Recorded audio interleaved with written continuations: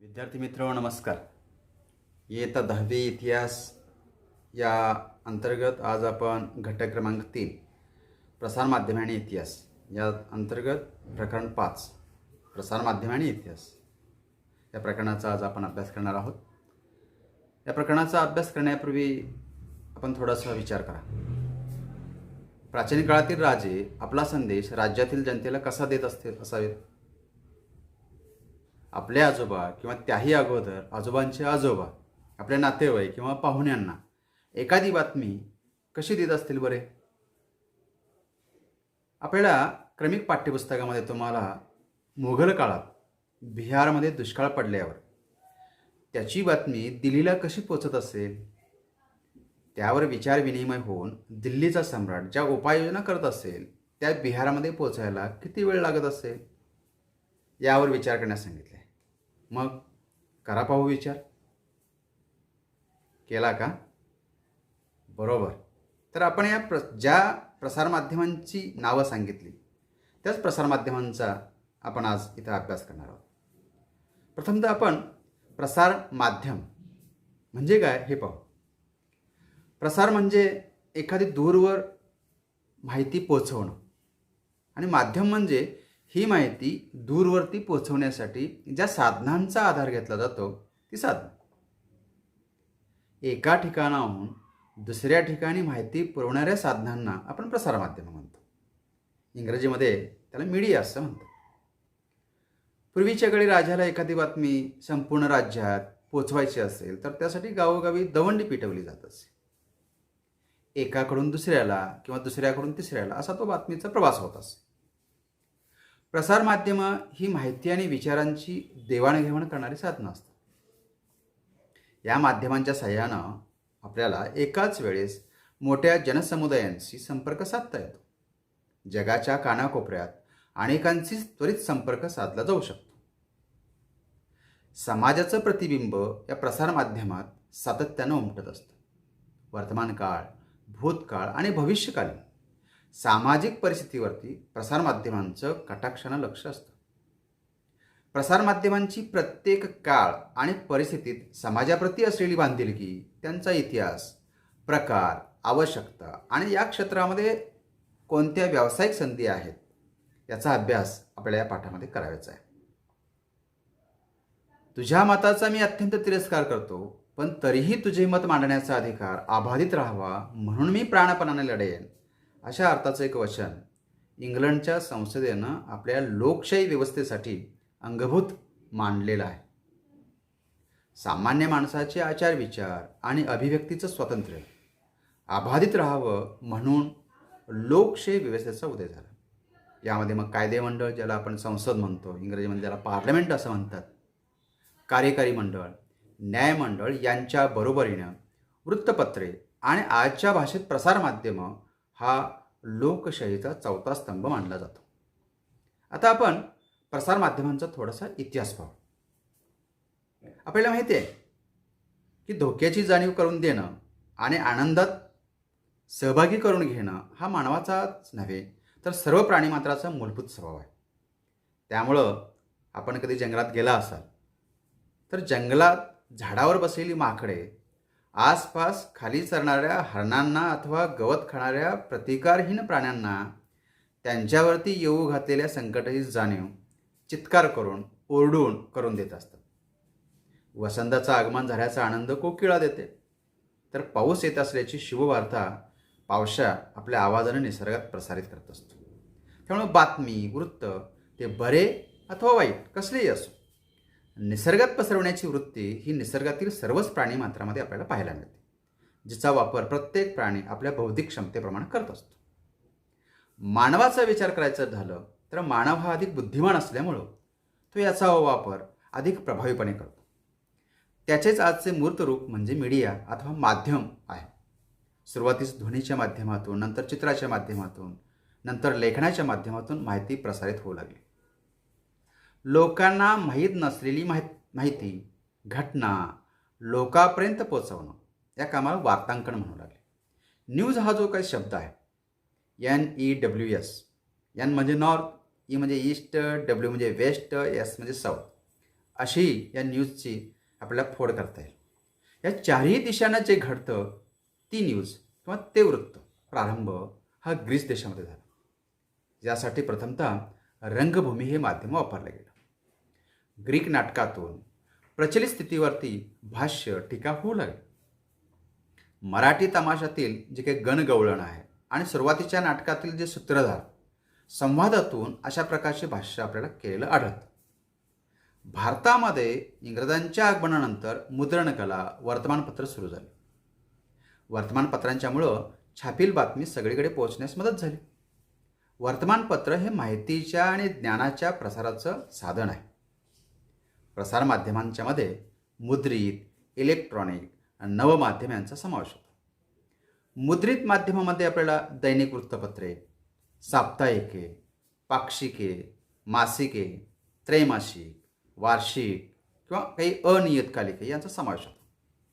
Electronic जे माध्यम आहे या इलेक्ट्रॉनिक माध्यमांच्या मध्ये आपल्याला आकाशवाणी, दूरदर्शन, भ्रमणध्वनी ज्याला आपण मोबाईल म्हणतो, व्हिडिओ, इंटरनेट यांचा समावेश होतो. तर नवमाध्यमात जाहिरात, प्रचार, प्रसिद्धी यांचा समावेश होतो. माहितीची देवाणघेवाण, ज्ञानप्रसार, मनोरंजन हा या सर्वांचा मुख्य उद्देश असतो. आता आपण प्रसारमाध्यमातल्या वर्तमानपत्रे या माध्यमांचा अभ्यास करू. सांगा भाऊ, तुमच्या घरी कोणते वर्तमानपत्र येतं किंवा तुम्ही कोणतं वर्तमानपत्र वाचता? वर्तमानपत्रामध्ये कोणती माहिती असते सांगा भाऊ? बरोबर, वर्तमानपत्रामध्ये मुख्यतः बातम्या, संपादकीय लेख ज्याला आपण अग्रलेख म्हणतो, वाचकांचा पत्रव्यवहार, जाहिराती असतात, रंजक व इतर पूरक माहिती असते, दिनविशेष असतात, यांचा सुद्धा समावेश याच्यामध्ये केलेला असतो. ठरलेल्या वेळी नियमितपणे छापून वितरित केले जाणारं प्रकाशन म्हणजे वर्तमानपत्र. वर्तमानपत्र ही स्थानिक स्वरूपाची असू शकतात, देशांतर्गत जागतिक स्वरूपाच्या विविध बातम्या पुरवण्याचं काम सुद्धा करतात. चालू घडामोडींच्या नोंदीचा वर्तमानपत्र म्हणजे एक ऐतिहासिक दस्तऐवज आहे हे आपण लक्षात घ्या. आपण वर्तमानपत्राच्या इतिहासाकडे म्हणजे त्याच्या पूर्वसुरीकडे बघू. आपल्याला संकल्पना स्पष्ट करण्यासाठी परीक्षेमध्ये असा प्रश्न विचारला जातो, वर्तमानपत्राची पूर्वसुरी. सुरुवात कशी बरं झाली याची? इजिप्तमध्ये इसवी सन पूर्वमध्ये सरकारी आदेशाचा कोरीव लेख सार्वजनिक ठिकाणी लावून ठेवण्याची एक प्रथा होती. प्राचीन रोम साम्राज्यामध्ये सरकारी हुकूम कागदावरती लिहून ते प्रांतोप्रांती वाटले जाते. याच्यामध्ये ॲक्टा डायर्ना नावानं प्रसिद्ध असलेली पत्रे रोममध्ये सार्वजनिक ठिकाणी लावत, ज्यामध्ये सरकारी घोषणा जनसामान्यांच्यापर्यंत पोहोचवण्याची सोय होती. यात लोकांना सावधगिरीच्या सूचना असतील, सार्वजनिक काही महत्त्वाच्या सूचना असतील ते जाहीर केले जातात. 7व्या शतकामध्ये चीनमध्ये सरकारी निवेदनं सार्वजनिक ठिकाणी लावून ठेवली जातात. इंग्लंडमध्ये लढाईची किंवा महत्त्वाच्या घटनांची पत्रिका सुद्धा वाटली जातात. धर्मशाळामध्ये उतरणारे प्रवासी, काही फिरस्ते तेथील स्थानिक लोकांना दूरवरच्या बातम्या रंगवून सांगत असत. राजांचे प्रतिनिधी वेगवेगळ्या ठिकाणी असत ते ताज्या बातम्या राजदरबारात पाठवत. आज आपण ज्यांना मुद्रित माध्यम किंवा रूढ अर्थानं आपण ज्यांना वृत्तपत्र म्हणून ओळखतो त्याचा प्रारंभ मात्र 15व्या शतकात झाला. याला प्रारंभी हँडबिल म्हटलं जात होतं. वृत्तपत्राचा प्रारंभ हॉलंडमध्ये झाला असला तरी त्याचा विकास मात्र इंग्लंडमध्ये झालेला पाहायला मिळतो. ईस्ट इंडिया कंपनीच्या काळामध्ये वृत्तपत्र हे माध्यम 18व्या शतकात भारतात आलं. येथून भारतीय वृत्तपत्र किंवा मुद्रित माध्यमांचा प्रारंभ झाला. ईस्ट इंडिया कंपनीचा ब्रिटिश नोकर विल्यम बोल्ट यानं 1766 साली कोलकाता येथे पहिलं मुद्रणालय सुरू केलं. आपण काही भारतातील काही वृत्तपत्रांचे महत्त्वाच्या वृत्तपत्रांचा अभ्यास करू. आपल्याला पाठ्यपुस्तकामध्ये स्वातंत्र्यपूर्व काळामध्ये वर्तमानपत्र शोधण्यास सांगितलेले, त्याचाही आपल्याला इथं आता अभ्यास होईल. आपण पहिलं वर्तमानपत्र बेंगॉल गॅजेट हे भारतातील पहिलं इंग्रजी वर्तमानपत्र 29 जानेवारी 1780ला ते सुरू झालं. याची भाषा इंग्रजी आणि नाव कलकत्ता जनरल ॲडव्हर्टायझर किंवा बेंगॉल गॅजेट या नावाने ते ओळखलं जात होतं. याचा संपादक आणि कर्ता जेम्स ऑगस्ट हिकी हा आयरिश व्यक्ती होता. त्यामुळं त्याचं याही नावाने ते वृत्तपत्र ओळखलं जात होतं की हिकीज बेंगॉल गॅजेट. या वृत्तपत्राचे धोरण मान्य न झाल्यामुळं कंपनी सरकारनं हिकीची डाक सवलत काढून घेतली आणि तरीही कठीण परिस्थितीमध्ये हिकीने हे वृत्तपत्र सुरू ठेवलं. शेवटी आक्षेपार्ह लिखाणावरून हिकीवरती खटला झाला. 500 रुपयाचा दंड त्या काळात त्याला भरावा लागला आणि 4 महिन्याचा कारावास झाला आणि शेवटी हे वृत्तपत्र बंद पडलं. दुसरं एक वर्तमानपत्र आहे दर्पण. दर्पण या वृत्तपत्राची ओळख हे पहिलं मराठी वर्तमानपत्र म्हणून केली जाते. यापूर्वी मुंबापुरी नावाचं एक वर्तमानपत्र मराठी भाषेमध्ये होतं. तो प्रयत्न झाला पण फारसं काही चाललं नाही. मुंबापुरी वर्तमानपत्राची जाहिरात 1828ला बॉम्बे गॅजेट आणि बॉम्बे कुरिअर्स या अंकात पाहावयास आपल्याला मिळते. 20 जुलै 1828 रोजी मुंबापुरी वर्तमानपत्र हे पहिलं मराठी वृत्तपत्र मुंबईत सुरू झालं असलं तरी ते फार काळ चाललं नाही आणि त्यामुळे आपण दर्पण हे पहिलं वर्तमानपत्र म्हणतो. मराठी वृत्तपत्र व्यवसायाचे जनकत्व बाळशास्त्री जांभेकर यांच्याकडे जातं. बाळशास्त्री जांभेकर यांचा जन्म रत्नागिरी जिल्ह्यातील पोंभुर्ले गावी 6 जानेवारी 1812 रोजी झाला. त्यांना 13 भाषा अवगत होत्या. सुरुवातीला हे पाक्षिक होतं. 4 मे 1832 रोजी ते साप्ताहिक झालं. दर शुक्रवारी ते प्रकाशित होई. 2 स्तंभातील 8 पानं प्रकाशित होते. दर्पण हे द्विभाषिक वृत्तपत्र होतं. म्हणजे डावीकडचा स्तंभ हा इंग्रजी व उजवीकडचा मराठी मजकूर असे. रघुनाथ हरिश्चंद्र आणि जनार्दन वासुदेव हे या पत्राचे चालक होते. काळबादेवी रस्त्यावरील मेसेंजर प्रेसमध्ये ते छापलं जायचं. 6 जानेवारी 1832मध्ये दर्पण हे वृत्तपत्र काढून वृत्तपत्र व्यवसायाचा पाया घालण्याचं काम बाळशास्त्री जांभेकर यांनी केलं आणि म्हणूनच 6 जानेवारी हा दिवस पत्रकार दिन म्हणून साजरा केला जातो. दर्पणच्या अंकामध्ये राजकीय, आर्थिक, सामाजिक आणि सांस्कृतिक इतिहास आपल्याला सापडतो. उदाहरणं जर द्यायचं झालं तर कंपनी सरकारच्या इलाक्यातील जमा खर्चांची यादी, या देशावरती रशियनांचा हल्ला होण्याचं भय असेल, शहर साफ ठेवण्यासाठी मंडळींची नेमणूक, हिंदू विधवांचा पुनर्विवाह, कोलकाता या ठिकाणी थिएटरची सुरुवात असेल किंवा राजाराम मोहन राय यांची इंग्लंडमधील कामगिरी, याशिवाय पाश्चात्य विचारांची गोडी मराठी समाजास लागावी, समृद्धी व स्वकल्याण यासंबंधी विचार करण्यासाठी व्यासपीठ उपलब्ध व्हावं, हा सुद्धा उद्देश या दर्पणचा होता. सामाजिक सुधारणांच्यावरती विचारमंथन करण्याचं काम या दर्पण वृत्तपत्रानं केलं. विलायतेतील कला, विद्या आणि कौशल्य यांचा परिचय व्हावा, मनोरंजन करणं हा हेतू दर्पणपत्र सुरू करण्यामागे होताच. यामध्ये व्यावसायिक शिक्षणाची आवश्यकता, बंगाली रणभूमी, रहदारी, जकात असे विषय या दर्पणमध्ये होते. वाचकांचा पत्रव्यवहार देखील छापला जात असे बरं का. हे वृत्तपत्र 8.5 वर्ष चाललं. संपादकीय चुकांबद्दल दिलगिरी व्यक्त करण्याचा मोठेपणासुद्धा आपल्याला जांभेकरांच्याकडे पाहायला मिळतो. बुद्धिमत्ता, विचारशक्ती ही इंग्रजांची मक्तेदारी नाही यावरती त्यांचा विश्वास होता. 1840मध्ये ते बंद पडलं आणि 1840मध्ये दिग्दर्शन हे मराठीतील पहिलं मासिक त्यांनी सुरू केलं. लोकशिक्षण आणि ज्ञानप्रसार हा हेतू या उपक्रमामागे होता. 1846ला जांभेकरांचं निधन झालं. आता आपण पाहणार आहोत प्रभाकर या वृत्तपत्राविषयी. 24 ऑक्टोबर 1841 रोजी गोविंद विठ्ठल कुंटे उर्फ भाऊ महाजन यांनी प्रभाकर हे मराठी वृत्तपत्र सुरू केलं. त्याची वार्षिक वर्गणी त्या काळी 12 रुपये होते. भाऊ महाजन सरकारी नोकरीत न जाता त्यांनी निष्ठेनं 25 वर्ष पत्रकारिता केली. यामध्ये फ्रेंच राज्यक्रांतीचा इतिहास, गोपाळहरी देशमुख ज्यांना आपण लोकहितवादी असं म्हणतो यांची शतपत्र यामध्ये प्रसिद्ध होत. इंग्रजी बातम्यांचं भाषांतर आणि संकलन, वाचकांची पत्रे यांचा समावेशसुद्धा या प्रभाकरमध्ये होता. आपल्या लेखणीद्वारे त्यांनी समाजातील अनिष्ट रूढी, ब्रिटिश राजवटीवरती त्यांनी टीका केली. जुन्या विद्या, धर्मकल्पना, रूढी, संस्था या कालबाह्य निरुपयोगी झाल्या असल्यानं त्या फेकून दिल्या पाहिजेत हा विचार प्रभाकरातून मांडला. 1865ला हे वृत्तपत्र बंद पडलं. त्याच्यानंतर ज्ञानोदय या वृत्तपत्राविषयी आपण माहिती घेऊ. ही सगळी वर्तमानपत्र आता जे आपण पाहतोय, म्हणजे दर्पण असेल, प्रभाकर असेल, ज्ञानोदय, ही स्वातंत्र्यपूर्व काळातील सगळी ही वर्तमानपत्र आहेत. ज्ञानोदय हे वृत्तपत्र 1842 साली अहमदनगरहून सुरू झालं. पहिले संपादक रेव. आज अखेर हे वृत्तपत्र सुरू आहे. नारायण वामन टिळक आणि त्यांचे सुपुत्र देवदत्त टिळक हे काही काळ या ज्ञानोदयचे संपादक होते. धर्मप्रसारासाठी हे वृत्तपत्र सुरू झालं असलं तरी त्यास उदयास आलेली जी अनेक शास्त्र, त्यातील नवनवीन संशोधनं लोकांच्यापर्यंत पोहोचवण्यासाठी सतत काम होत होतं. सर्व वयोगटाच्या आणि क्षमतेच्या वाचकांना सामावून घेण्याचा पहिला मान या ज्ञानोदय या वृत्तपत्राकडे जातो. मुलांसाठी सुद्धा या वृत्तपत्रामध्ये स्वतंत्र मजकुराची पानं होते. हे विशेष. या वृत्तपत्राचं पुढं नगरवरून मुंबईला स्थलांतर झालं. ज्ञानोदयच्या वर्तमानपत्रामध्ये आपल्याला 1842मध्ये आशिया खंडाचा आणि 1851मध्ये युरोपचा नकाशा छापण्यात आला होता. मराठी वर्तमानपत्रामध्ये पहिलं चित्र छापण्याचा मान आपल्याला ज्ञानोदयकडे जातो. विजेच्या साह्यानं बातमी पोहोचवण्याचं यंत्र, टेलिग्राफ आपण ज्याला म्हणतो, 1852 पासून सुरू झाल्याची माहितीसुद्धा ज्ञानोदयमधून मिळते आपल्याला.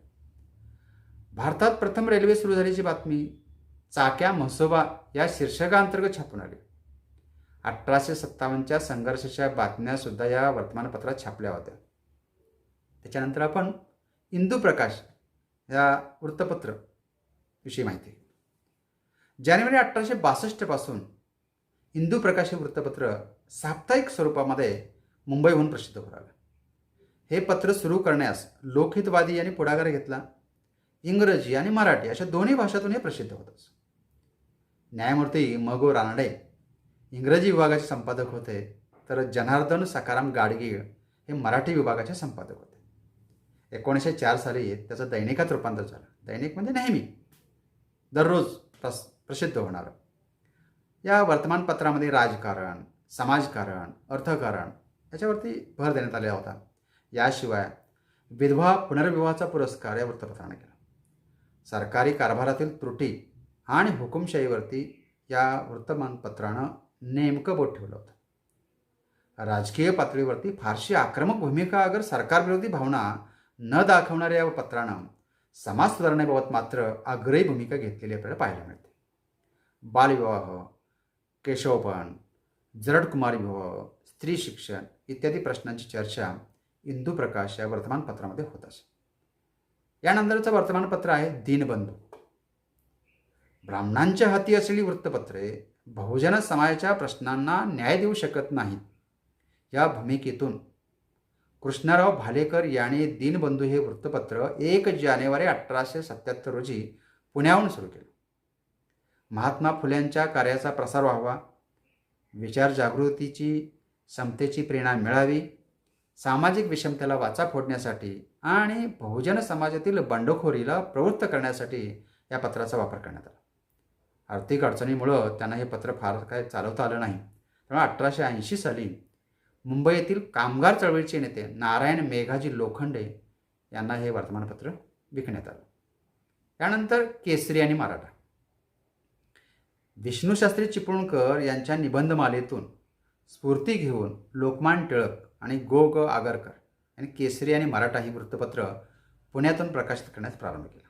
2 जानेवारी 1881 रोजी मराठा हे इंग्रजीतील वृत्तपत्र सुरू झालं, तर 4 जानेवारी 1881 पासून केसरी निघू लागलं. या पत्राने तत्कालीन सामाजिक राजकीय प्रश्नांना वाचा फोडली. देशभक्ती, देशभाषेतील ग्रंथ, विलायतेतील राजकारण या विषयाच्या संबंधानं केसरीनं लेखन सुरू केलं. ब्रिटिश शासनाच्या विरोधात जनतेत जागृती निर्माण करण्याचं काम या वृत्तमानपत्राने केलं. राष्ट्रवादाची प्रेरणा, स्वधर्म, स्वभाषा इत्यादीचे अभिमान हे केसरीचं वैशिष्ट्य होतं.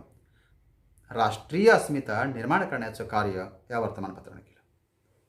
स्वातंत्र्यपूर्व काळामध्ये अनेक वर्तमानपत्रांनी महत्त्वाचं कार्य केलं. 21व्या शतकात ही वर्तमानपत्र लोकशाहीचा चौथा स्तंभ म्हणून महत्त्वाची भूमिका बजावतात. आपल्या क्रमिक पाठ्यपुस्तकामध्ये तुमच्या माहितीसाठी असं सांगितलं आहे की स्वातंत्र्यपूर्व काळामध्ये कोणकोणती वर्तमानपत्र होती, थोडंसं आपण आढावा घेऊ. तत्वबोधिनी पत्रिका ही रवींद्रनाथ टागोर यांचं वर्तमानपत्र. Voice of India Dadabhai Naoroji. New India आणि परिदर्शक हे बिपिनचंद्र पाल यांचं वर्तमानपत्र. न्यू इंडिया आणि कॉमनवेल्थ हे ॲनी बेझंट यांचं पत्र. यंग इंडिया, इंडियन ओपिनियन, हरिजन,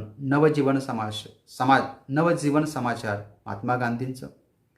Indian Mirror D Sen. National Herald Pandit Nehru. Independence Pandit Motilal Nehru. Al Hilal Al बघाल मौलाना आझाद.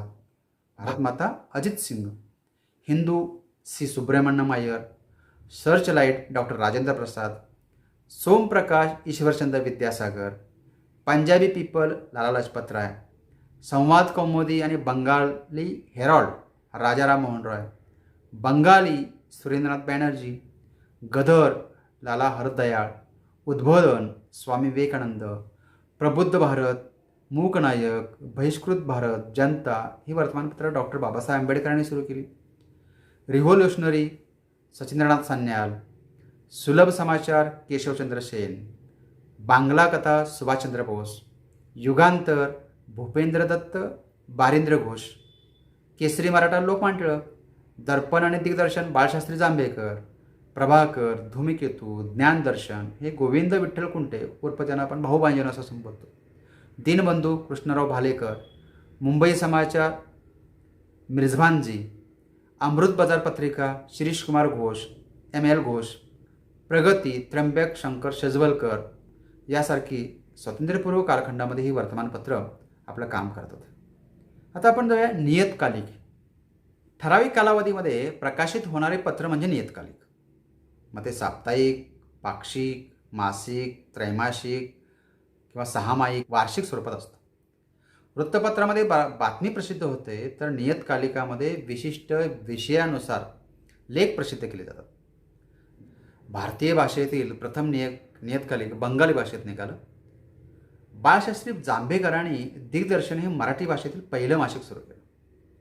1929 प्रगती हे साप्ताहिक महत्त्वाचं होतं. त्याचे संपादक होते त्र्यंबक शंकर शेजवलकर. या साप्ताहिकातून इतिहासशास्त्र, महाराष्ट्राचा इतिहास आणि सामाजिक चळवळी या विषयावरती लेखन केलं गेलं. महाराष्ट्र शासनाच्या वतीने आज लोकराज्य हे मासिक निघतं. भारतीय इतिहास आणि संस्कृती हे त्रैमासिक इतिहास संशोधन मंडळाद्वारे प्रसिद्ध होतं. इतिहास शिक्षक मंडळाचं इतिहास शिक्षक, त्याच्यानंतर मराठवाडा इतिहास परिषद पत्रिका ही नियतकालिक इतिहास विषयासंबंधीचं लेखन करतात. नियतकालिकाशिवाय अनियतकालिक हाही प्रकार सध्या रूढ आहे. त्याचा प्रसिद्धीचा काळ मात्र निश्चित नसतो, हे आपण लक्षात घ्या. अलीकडे तंत्रज्ञानाच्या युगामध्ये वेब पत्रकारिता आलेली आहे, त्याला आपण वृत्तपत्र असं संबोधतो. अत्याधुनिक नियतकालिकांमध्ये वेब पत्रकारिता प्रकारात प्रसिद्ध होणाऱ्या नियतकालिकांचा समावेश असतो. याच्यामध्ये वेब न्यूज पोर्टल्स असतील, social media, web channels, YouTube यावर अनेक भाषातून वाचक आणि प्रेक्षकांसाठी मजकूर उपलब्ध करून दिला जातो. ई वृत्तपत्राचं स्वरूप छापील वर्तमानपत्रासारखं नसतं. यातील बातम्या क्रमाने येतात. वाचकास हव्या असणाऱ्या बातमी किंवा लेखावर क्लिक करून ती बातमी किंवा लेख तो वाचू शकतो. वाचकांना इथे प्रतिक्रिया नोंदवता येतात. संगणक, मोबाईल, इंटरनेटच्या माध्यमातून त्या वाचता येतात. विद्यार्थी मित्रो, पुढच्या भागात आपण आकाशवाणी या प्रसारमाध्यमांची ओळख करून घेऊ. धन्यवाद.